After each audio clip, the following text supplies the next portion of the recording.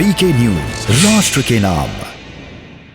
मुजफ्फरनगर का दंगा रहा हो या फिर कैराना का पलायन, ये हमारे लिए राजनीतिक मुद्दा नहीं, बल्कि प्रदेश और देश के आन मान और शान पर आने वाली आंच का मुद्दा रहा है। और हम लोग जब सत्ता में नहीं थे तब भी हम लोग कहते थे कि इस प्रकार की कायराना हरकतों को हम स्वीकार नहीं करेंगे।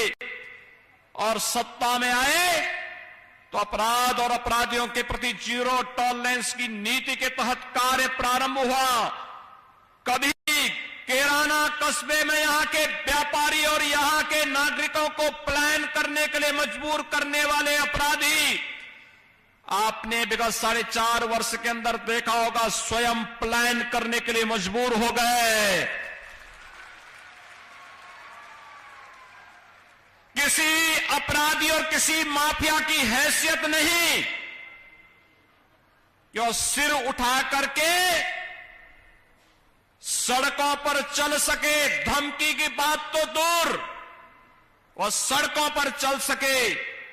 और अगर किसी ने दुस्साहस किया,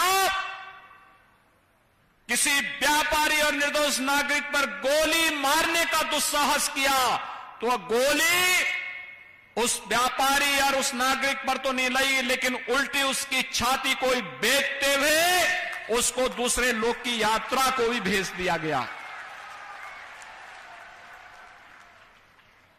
भाइयों बहनों, ये हमारे लिए राजनीतिक मुद्दा नहीं हो सकता है,